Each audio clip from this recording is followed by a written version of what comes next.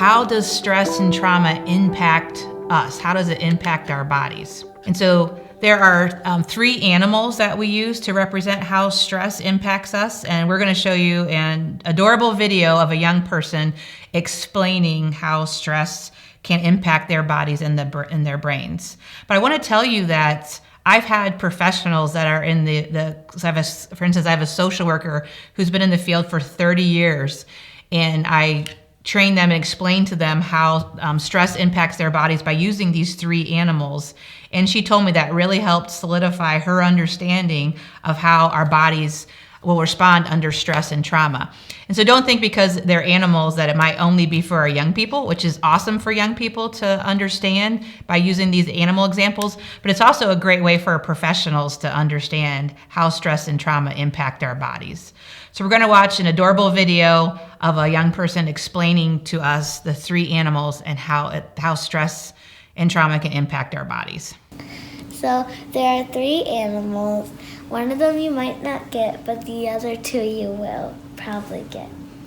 One of them is the meerkat, and the meerkat is the one who looks out for all that stuff like that the child is looking at. And then there is a tiger, and the tiger is playing and sleeping, but sometimes he gets angry. And then the owl is always listening to the teacher, and he's really smart. But when the kid starts to get nervous, the meerkat sees danger. And when the meerkat sees danger, the tiger starts to growl like, and the tiger starts to growl. And the owl flies away because the owl's scared. And without the owl, the kid can't learn. So that's why when you see a math problem or whatever else, just tell your meerkat that it's going to be okay, and tell the owl not to fly away. And just make sure that your owl, your meerkat, and your tiger are always learning and always there, always watching out and not getting nervous, and always playing and having fun. So that was an example of our meerkat, tiger, and owl in the words of a 4th grader. So hopefully that helped you understand a little bit more about how stress impacts our body. So what is stress? And you can see the example on the screen here briefly. So I love that there are colors on this chart. There are icons or images that our young people use on a daily basis when they're texting, right? And so they can use that to describe to us how they're feeling. And so a young person could walk in the room and tell the teacher, I'm yellow. And we know right away that means that person is feeling really stressed. Or they can say, I'm a 4 if they prefer numbers. So I love that there's different ways that a young person can communicate that the level of stress they're feeling. And remember, not all stress is bad stress. Typically when we talk about I'm stressed, we're not talking about it in a positive way. But stress can be good, right? If my sons aren't stressed about their final exams in college, that's going to be a little concerning to me, right? A little bit of stress is okay because it helps us put plans of action in place to get things done or to be more alert or aware of what's going on around us. Like we want to be a little bit stressed if we're walking in a dark parking lot alone, right? We want to be a little bit hyper vigilant about our environments. So stress is not always bad. And it can be problematic though if, like we mentioned with the PTSD and our other trainings, if it's prolonged and exaggerated, then it can have a toxic effect on our bodies. So what causes stress in our schools for our young people? So just take a few seconds and think about the young people that you're working with. What causes maybe an unhealthy level of stress for them? So some answers we hear from teachers or professionals working in school settings are having a substitute is something that can really stress out our young people. Which that makes sense, right? If I had a different boss for the day, I might get a little stressed too, not knowing what to expect, and maybe I won't be able to leave work on time, and maybe the boss won't know the rules about what I'm allowed to do and not allowed to do. So you think about our young people that are very vulnerable and susceptible to the adults that are around them because we're giving them instruction all day long. So it makes complete sense why a substitute teacher, someone they haven't met before, is completely in charge of their life for about 8 hours, right? And so substitute can definitely be a source of stress for our young people in schools. Reading out loud in front of class can be stressful. Publicly presenting information, right, can be stressful at times. Or talking to a camera all day could possibly be stressful. Yelling. Our young people report in schools that having adults talk to them in a loud or angry voice is very stressful. And if you think of our young people that are experiencing or living in levels of toxic stress or trauma, when people yell, bad things can happen. And so that makes sense, right? Why loud voices or loud noises could cause some stress for our young people. Making mistakes, being around too many people. I know a lot of people that are stressed when they're in large crowds. And so, being in cafeterias or the beginning or ending of school, kids just flood the hallways, or it's loud in the cafeteria. All those things can cause stress for our young people.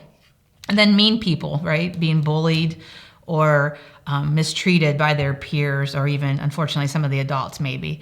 So just mean people in general can be stressful to our young people.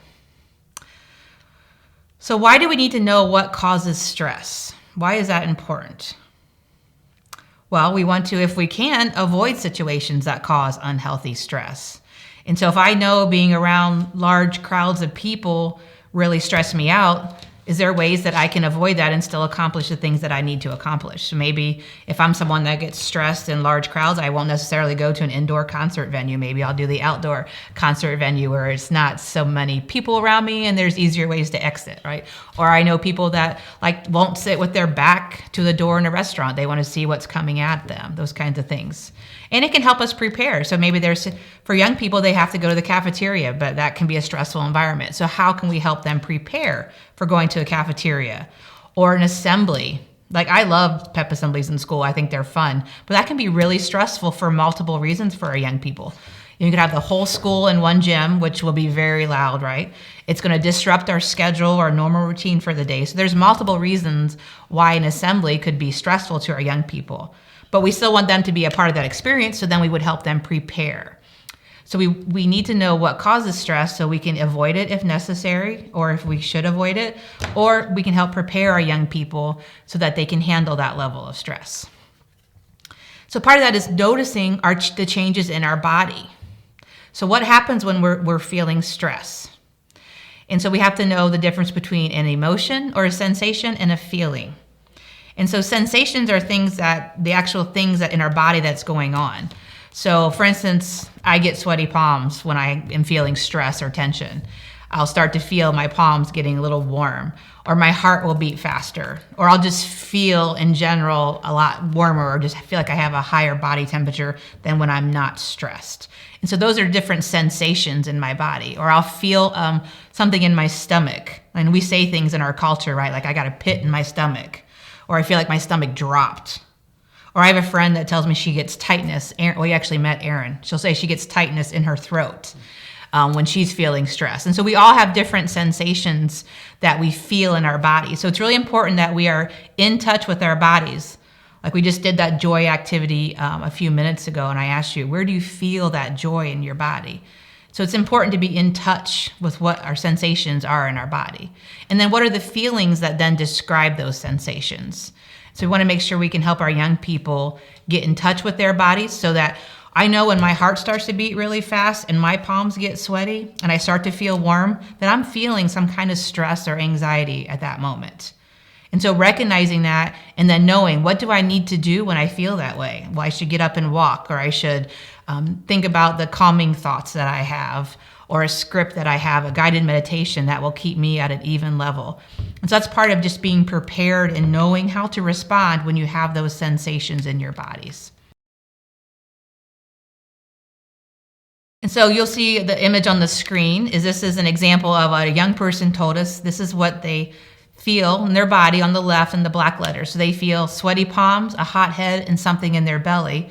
And that gives them that helps them understand that they are feeling angry. So they have the body sensations of sweaty palms, hot head, and this sensation or something in their bellies, and that means anger for them. So take a minute and think about when you feel anger, what do you feel in your body? Sometimes people will tell me they feel a pounding in their head, like a headache. They'll feel this like their head pounding, right? And we say that. Or some people will say, my heart feels like it's going to jump out of my chest. Like, what does that really mean? That's just a phrase we use in our society to describe those sensations, right? I feel like my heart's pounding or beating out of my chest, right? Those are just things that we use to describe. So what do you feel in your body when you're angry? When you say, I'm mad, what are those sensations? Do you get jittery and you just want to move? Like I'll start tapping my feet. So it's important to be in touch with what those sensations are. And start listening in conversations and you'll hear the sayings, or I feel like I have butterflies in my stomach. Like, what does that really mean? Like, people don't have butterflies in their stomach, right? Or I'm on pins and needles. Is there really somebody somewhere standing on pins and needles?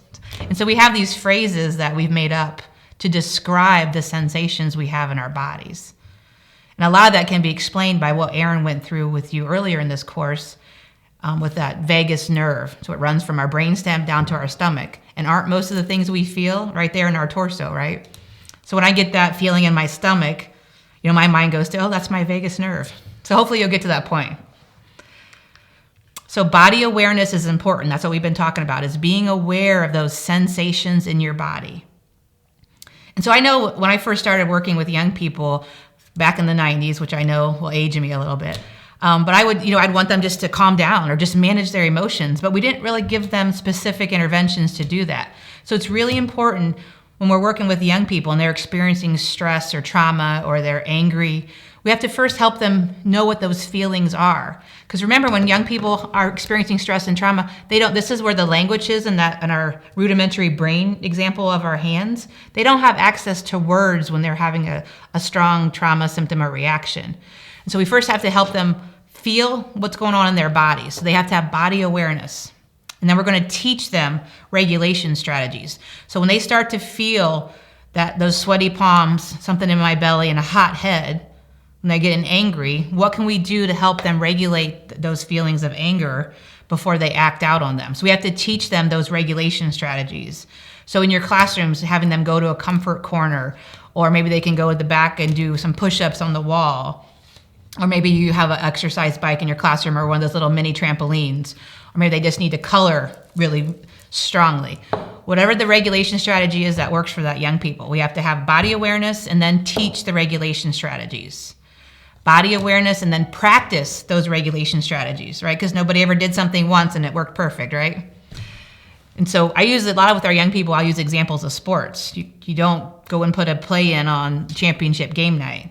You teach the play, you practice the play, and then you can execute the play in times of high stress. And so it's very similar with our young people. Body awareness, teach regulation. Body awareness, practice regulation. Body awareness, and then we can start to see emotional regulation, because nothing ever happens just once. And these young people have been experiencing stress and trauma, a lot of them for a very large amount of their life. And so us spending an hour a week for 3 weeks expecting things to change isn't necessarily practical. That it's going to take time and sometimes a frustratingly high number of times of repetition of these emotional regulation strategies before they become cemented.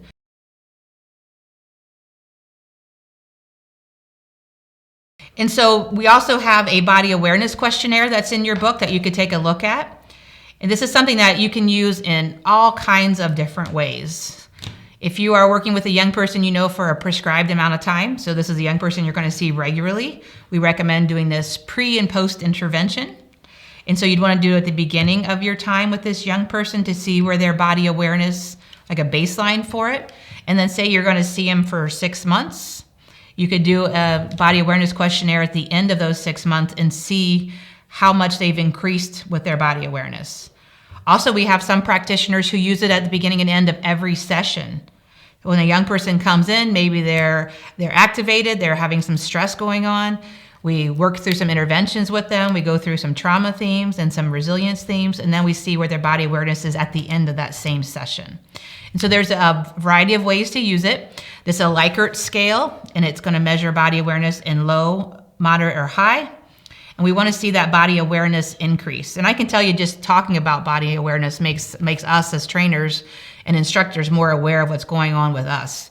because you just become in tune to what's going on in your body. And when our young people can do that, their ability to regulate their emotions and just the self-confidence that comes with that, and we're going to talk about that here in a few minutes, it's just really awesome to see young people feel that sense of self-control when they start to have that body awareness and then know how to regulate those emotions. And so take a look at that body awareness questionnaire, and you can make copies of that in your guidebook, and just use that as you see fit with your young people. So let's just keep talking a little bit more about body awareness. So temperature. When you get stressed, do you feel cold shivers and just like, ugh, or do you get hot? Do you feel like I do? I feel like the sweaty palms, and I start to feel like my body temperature literally rise. So how do you respond with temperature with stress? Do you get cold? Do you get hot? What about your muscles? Do you get like tense muscles? I know when I'm driving, and we are located in Michigan, so you can imagine this happens a lot, right? When I'm driving on cold days where there's ice and snow, like I feel like, the white knuckle, we say I did white knuckle driving, like another one of those sayings that we talk about. That means that our hands are gripped over the steering wheel. And I'll go home and I'll notice my neck hurts because I drove like this for 45 minutes or something. And so when you're stressed, do your muscles get tense, or do you kind of just chill out and just feel like you don't have a lot of muscle tone, like you're just kind of hanging? So how do you respond with your muscles with stress? What about your thoughts? Do you just can't think and you just feel like your head is like a blank piece of paper? Like my words won't come? Or are you like me when you're stressed and you talk 100 miles an hour, you're making up words because you're talking so fast, you're combining 3 words into one. So what is it with your thoughts? Your thoughts race? Do they swirl around in your head when you're stressed? Or is it you can't even make a complete thought in your head? So there are different ways that people respond with their thoughts when they're stressed. So what about your quick mode when you're stressed? Does your heart beat really fast? Or do you kind of just fall out and you don't do anything? Or do you feel like lightning through your body? Some people say they just feel like, some people will tell me in trainings, I just feel the adrenaline. And I'll say, what does that really feel like in your body? And they'll say like a zap of energy, like they just have so much energy. What about when you're sick? Do you feel the stress in your head? Do you feel this tightness around your throat? Maybe you feel it all in your stomach. And with our words, are we completely quiet? Are we really loud? Maybe we're too direct with people. So it's really important to know how our bodies respond to stress and trauma, because the sooner we know, the sooner we can give our brain and bodies what it needs to respond in a healthy way to that stress. So we often tell our young people to be ready to learn. Get your listening ears on, your eyes on me, those kinds of things.